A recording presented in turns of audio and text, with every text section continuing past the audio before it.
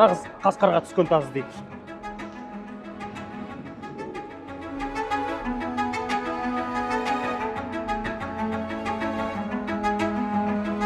Жеті қазынаның біріне ит кіреді дейді, ит емес, тек тазы ғана кіреді.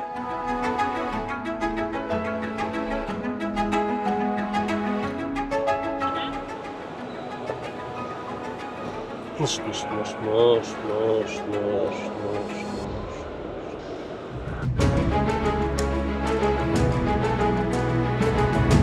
Күшіктерін сатасыздар ма?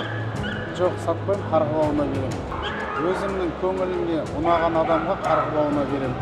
Қазының қадірін білетін адамға.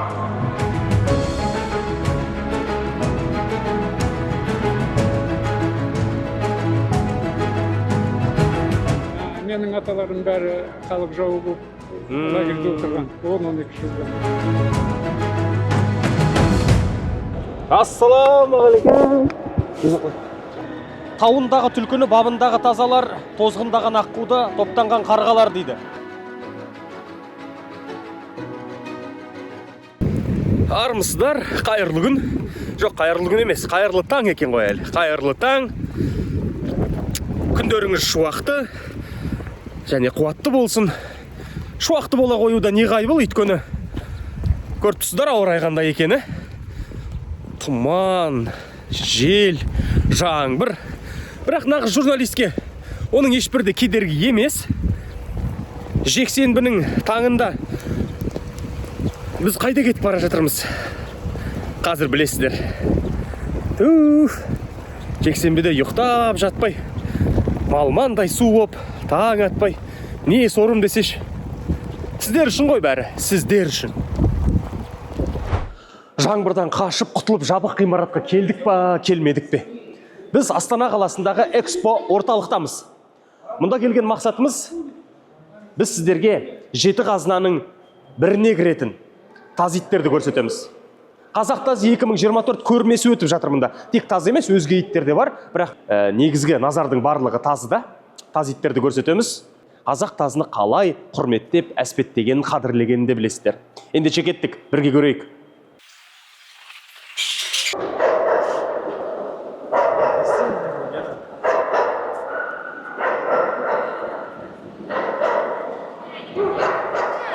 Адамзат баласы итті қол қойыр өткелі 15 000 жыл болды. Елестетіп көріңіз. Демек 150 ғасырдан бері 4 аяқты хайуанат адамның адал досы. Ал бақташылық пен аңшылықты қол еткен көшпенді жұрт үшін иттің орны ерекше болды. Тұрмысы біте қайнасып кеткен Қазекем үшін итпен байланысы 1000 жылдықтар арасында үзілмей келе жатуы да содан шығар. Келе сала жүгіртіп жүрген тазысын байқауға алып келгендерді іздедік. Бұл тазыңыздың аты қалай? Бұл 2 жасқа толатын Айқас деген тазы. Айқас? Құмай, иә. Қазақтың құмай тазысы. Өзі еркек екен? Өзі еркек, 2 жасқа толады. Осы жақында. Жалпы неше тазыңыз бар? Өзімде жалпы 2 тазым бар. Бір еркек, бір ұрғашы. Еркегі Айқас, осы выставкаға келді. Ұрғашысы ол үйде келесі жарысқа дайындалып жатыр. Тазы асыраумен қашаннан бері айналысасыз? Тазы асыраумен бала кезімнен айналсам, мектеп оқып, бастауыш кішкентай кезімізден бастап айналысамыз. Үйдегілер де айналысты, атамыз айналысты, әкеміз айналысты. Солардың жолын қуып, бізде тазы асырап. Жай ғана тазыны үйде өсіресіз ба, жоқ әлде аңға салып жүрсіз ба? Бұларды әлбетте аңға саламыз, жүгіртеміз. Бұл өзі жүгіріске арналған тазы, жүректі әрі ақылды. Сондықтан үйде тұрмайды бұлар. Далада жүреді, жүгіреді, дайындығын жасайды. Күзге сосын аңға қосамыз, сезонда. Көп осы тазылардың ақылдылығын айтып жатады. Ол расымен солай ма? Әлбетте, бұл қазақтың құмай тазысы ақылдылығымен, тазалығымен ерекшеленеді басқа иттерден қарағанда. Өте ақылды, аңды ұстағанда да өлтірмей, көш басып жатады ол. Иесі келген сезден басып жатады. Бұлардың ақылдылығы сондай. Қоянға, елікке салып жүрсіз ба? Сіз аңшылық маусымында рұқсатпен қоянға, түлкіге саламыз, елікке салған емес. Қалай түлкіні оңай ала ма? Оңай алады. Ұзатпай, қырасырмай алады түлкіні. жүйріктілігі жақсы, жүректілігі де бар. Күшіктерін сатасыздар ма? Жоқ, сатпаймын, қарғыбауына беремін. Бұл өзімнің көңіліме ұнаған адамға қарғыбауына беремін. Тазының қадірін білетін адамға. Қарап жүрсек мұнда жабық вольерлерде, торда асырайтын, тіпті үйдің ішінде де асырайтын адамдар бар екен. Жаңа сөйлесіп қалдық. Ол қаншалықты дұрыс? Ол асырайтыны көбі қалада тұратын. Қазір басқа ұлт өкілдері бұл қазақтың құм айтасына қызығушылығы артып келеді. Сондықтан олар үйде ұстауға тырысады, жаңағы вольерларда ұстауға тырысады. Енді далада жүріп, далада тұруға мүмкіндігі болмағаннан кейін сондай нәрселерде ұстауға тура келеді оларға. Тазыға обал емес па? Жоқ, бұның дайындығы жүгіртіп отырса, ешқандай Демек үйде де ұстауға болады. Үйде де ұстауға болады. Барлық жағдайға бұл бейімделген иттің тұқымы. Ашулы емес, қатты ашуланбайды, запор емес. Сабырлы екен мінез. Сабырлы, да.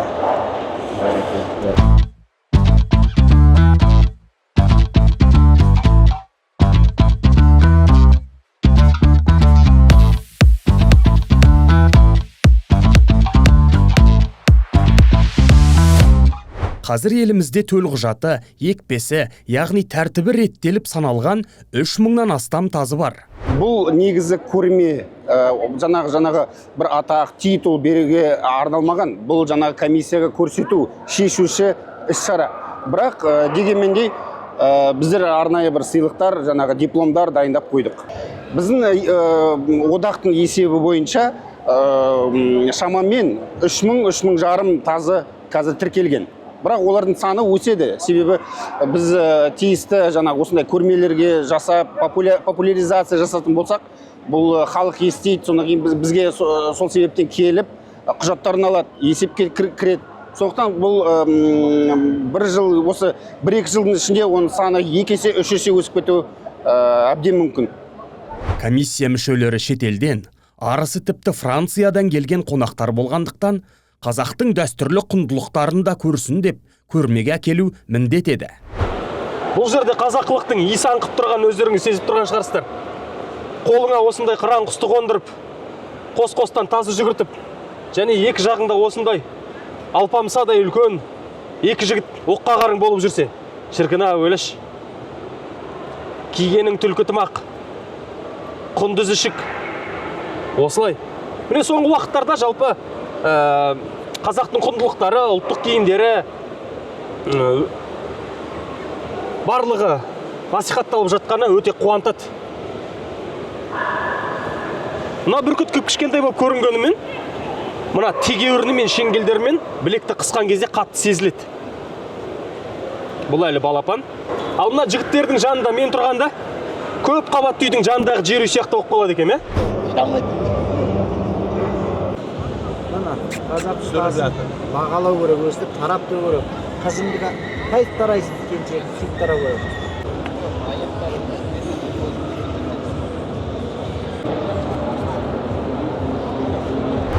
Бүгінгі шараның халықаралық деген мәртебесі бар.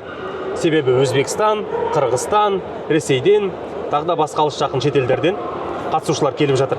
Міне өздеріңіз көргендей, тазыларды осы қызыл кілемнің үстінде көрсетіп жатыр. Ал анау жақта отырған ағайындар, олар комиссия мүшелері, Франциядан келіп жатқан кісілер бар. Олар бізге осы тазыны құжаттап, сертификаттап, міне лайықты деп ресми түрде бекітіп беретін адамдар ғой, яғни. Бұлар күшіктерді қарайды, үлкен иттерді қарайды, түр-түсін қарайды, құйрығын қарайды, нағыз тазыма барлығын анықтап береді. Міне тазының иелері иттерін көрсетіп жүр. Арлы берлі комиссияның алдында. Керемет емес пе? Өзіміздің қазаққа ғана тән қазақи тазыларды дәріптемесек, кім дәріптеп береді бізге? Адамнан айла асқан ба? Кейбірі тазы сияқты әлемнің әр бұрышындағы жүйрік ит тұқымдарын тазымен қосып жатады. Бұл жөнінде мамандардың ойы бір жақта. Тазы негізі тарихи аңшылыққа шығатын ит. Ол жаңағы неше түрлі аңыздар көп, өзіңіз білесіз. Менің ойым алдымен жаңағы сол аңшылық қасиеттерін сақтап қалу керек. бізге. Енді мына спорт мәселесі бойынша мысалы оған да біз қарсы емеспіз. Себебі оны да біздер қолдаймыз. Себебі аңшылыққа шыққысы келмейді, шыға алмайтын адамдар көп, иә. Қазіргі мына жалпы дамып келе жатыр ғой бәрі. Сондықтан ондай мысалы аңшылыққа шығатын жерде ондай көп емес деп айтуға болады. Сондықтан егер де адам жаңа шырға тарту жарысы дейді ғой, соған қатысқысы келсе, біз оны қолдаймыз. Қазіргі таңда әлемде неше түрлі жаңағы жүгіріске қатысады. Соның ішінде біздің тазыдан да тез жүгіретін иттер бар. Сондықтан кейбір жаңағы жауапкершілігі аз адамдар деп айтуға болады, да, ол жаңағы біздің тұқымды сол тез жүгіретін тұқымдармен шатыстырып, соның жаңағы соның қасиеттерін, жаңағы тез жүгіру қасиеттерін ұлғайту үшін біздің асыл тұқымды білдіру мүмкін. Сондаймен біз күресеміз, сондаған жол бермеуге тырысамыз. Сондықтан біз жалпы жүгірістен қарсы емеспіз, қолдаймыз, бірақ ол жүгірістерге тек қана қазақ тазы деген жаңағы берілген тиісті асыл тұқымды дәлелдейтін құжаты мен тек қана сондай жарысқа кіргізілетін болады болашақта. Қазір ондай ережелер жасақталып жатыр.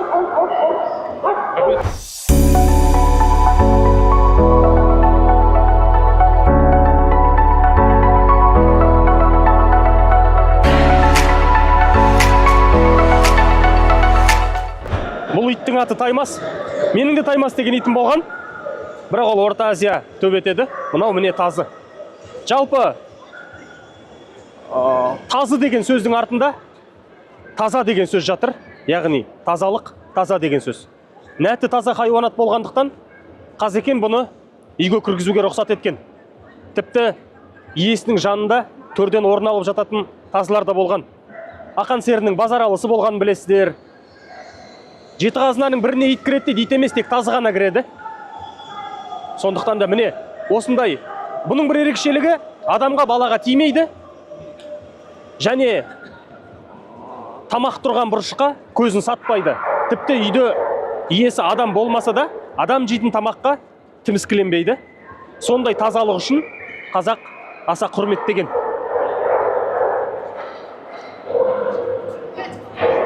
Таймас неше жаста қазір?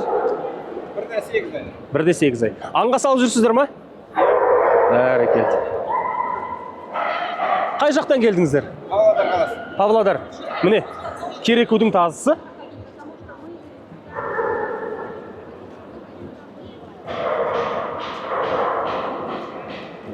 Бұл жарғақ құлақ тазы ма? Шашақ құлақ тазы, иә? Анау ірі аңдарға түсетіндер осы емес пе, иә? Міне, тазының өзі екіге бөлінеді деп бағана айтқан едік. Шашақ құлағы оның ішінде ірі аңдарға түседі. Түлкіге, елікке. Қараңыздар міне. Мінезі өте жайлы. Бұл иттер сумақыланбайды және. Қандай кербез. Шынымен де кезінде бір тазыға үйір-үйір жылқыларды айырбастайтын болған қазақта. Ақсүйектердің жандарында жүрген тек қана. Итте де ит бар, тазысы бір бөлек. Тіпті тазыда да тазы бар. Жаңа мына білетіндердің сөзіне сенсек, тазылардың екінің бірі қасқарға түсе бермейді екен. Ең бірінші жүрек түсі жүрек көрек деп жатыр. Міне мынау Снежок деген тазы нағыз қасқарға түскен тазы дейді. Міне, қасқырға түсетін тазының түрін көріп алыңыздар. Жүректі. Қорқыныш деген жоқ. Мені сәл жатырқап тұрған сияқты.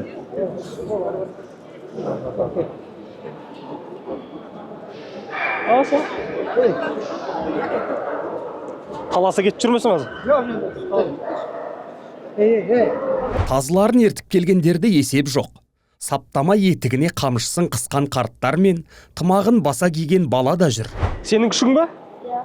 Ой, жарайсың. Есімің кім? Әділжан. Әділжан, жалғас болады. Тазыңның аты қалай? Шағала. Ау? Шағала. Шағала? Шағалаң әдем екен. Шағалаң күшік. Қай жақтан келіп жатсың? Семей. Семей? Семейдің өзінен? Бұл тазылардың барлығы Ұяластар ғой деймін, туысас па? Мынаның екеуінің түсі ұқсап тұр екен да, соны.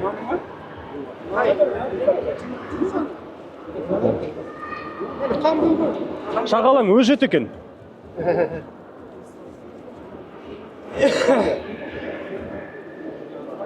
Жалпы мынау кейбір тазыларды қарап тұрсақ, біреуі тақыр келеді, біреуі жүндес келеді. Оның ерекшелігі неде? Жаңа жарғақ құлақты. Ол жоқ, ол жерге байланысты. Жерге байланысты. Авиал обитание дейді ма? Салқындау, суықтау жер болса, яғни климат, ол жерде жүндес болады. Көрменің жоғары деңгейде ұйымдастырылғанын біз емес, шетелдік қонақтар да атап өтіп жатты. Осы іске мұрындық болғандар тазыларды да, өзге тұқымдағы иттерді де сыйлықсыз қалдырмады. Өздерін жақсы көрсеткен, үздік деп танылған тазыларға марапат та бар. Сый-сияпат беріледі. Қараңыздар міне. Бұлардың ішінде тазыларға арналған ойыншықтар түрлі-түрлі көп. Және олардың қоректері бар міне. Көлемі де әр түрлі. Мөшек-мөшегімен.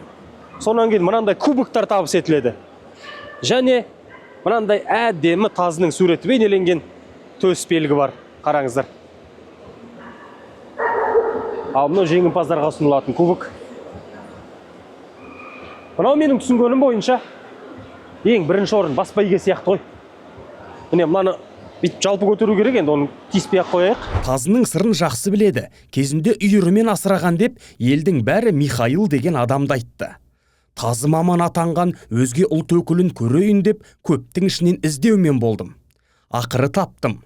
Менің аталарым бәрі халық жауы болып лагерьде отырған 10-12 жылдан. Алтайский край ма, жоқ әлде республика Алтай ма? Жоқ, Алтайский край. Барнаул жақта. Горняк дейтін. Горнякты, иә. Горнякта туған жер. Бәрекелді. Әкем соғыстан келіп, сонда жалғыз біздің тұқымнан отырмаған түрмеде сол әкем қашып туған. Біздің аталарымыз Саржал дейтін жерде тұрған. Есімі Саржал? Абай облысы, Абай облысы. Абайдың туған жері, полигон. Қарауылдың маңы, Саржал. Мен Саржалда болғам, қымыздың отан. Сол Саржалдың жағында тұрды. Менің нағашыларым да, өз аталарым да бар. Арғындар ма? Жоқ, Уақ. Сіргелі Уақ. Сіргелі.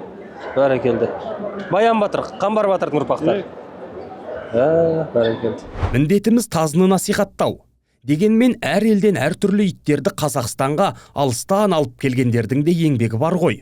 Солар жайлы бір ауыз айтып кетсек айып болмас дедік.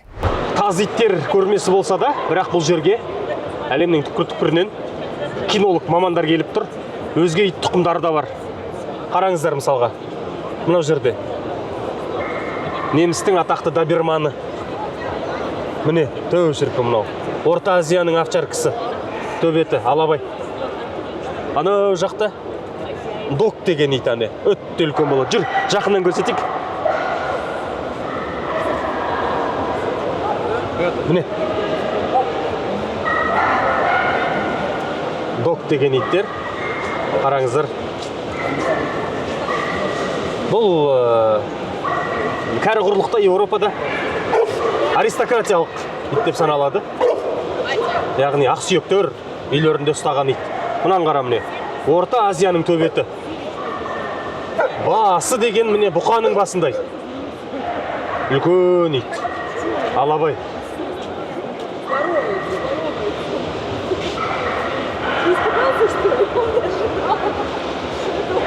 Өзі тайыншадай міне қараңыздар.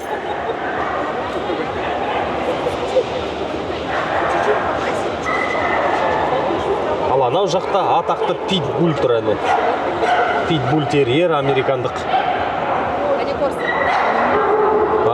Японский.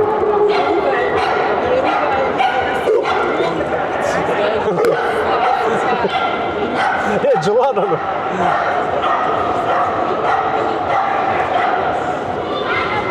Енді көрдіңіздер, иттердің тұмылдырығы жоқ, ешқайсының да. Сондықтан да кішкене қауіп қатер бар біз үшін. Иелері біледі ғой, әрине, қаппайды дейді. Бірақ екі көзін қадап тұрып саған арс-арс етіп атылған кезде кішкене қорқыныш билеп кетеді. Жасырмау керек. Ассаламағалейкум. Мұнда дәл өзіңдей тазыларға қызығатын таныстарыңды кездестіріп қалуда бір ғанибет. Міне, менің артымда тұрған итті көрдіңіздер ма? Қарап алыңыздар. Атақты Хатико деген оқиғаны білесіздер ғой? Фильмде түсірілген, кітапта жазылған, өзінің иесін 9 жыл бойы күткен, адалдығымен аты шыққан өмірде болған оқиға. Акита Ину деген иттің тұқымы ғой. Міне, қарап алыңыздар. Әрине біздің бүгінгі түсіріліміз тазы туралы, бірақ көздің жауын алатын осындай әдемі иттің тұқымдарын көргенде қалай бұларды айтпай өтуге болады. Қараңыздаршы. Қандай әдемі. Акита Ину деген иттің тұқымы. Шынымен де бұлар өте ақылды болады. Хатико деген ит бар деп айттық қой. Дәл соның туысы, бірақ америкалық киті. Мына қараңыздаршы. Өте ақылды. Мұнда әуелі бөрі мен будандастырудан шыққан чехословакиялық қасқыр иті де бар. Иә, иттің қай түрі жоқ шіркін, бәрі бар. Бірақ тазыға жетсін бе? Шараның басты сыры мен себебі де сол қазақтың құмай тазысы.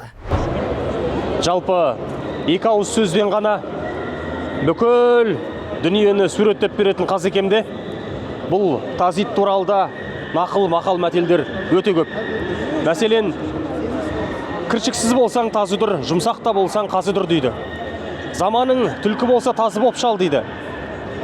Тауындағы түлкіні бабындағы тазалар, тозғындаған аққуды топтанған қарғалар дейді. Немесе өзінің білімпаздығымен бір ортаға ұнамайтын адамдарды тазының жүйрігін түлкін атпас деп жатады. Міне көрдіңіздер ма? Сондай білімпаз адамдарды тазыға теңеп жатыр. Осыдан ақ қазақ иттің бұл түрін қаншалықты қадір тұтқанын білуге болады. Соңғы уақытта тек бұл іспен әуесқой айналысатындар ғана емес, билік тарапынан, мемлекет тарапынан да бұл тазының асыл қанын сақтап қалуға үлкен назар салынып, көңіл бөлініп жатқаны шынымен де қуантады. Ұрпақтан ұрпаққа жете берсін дейміз құндылығымыз.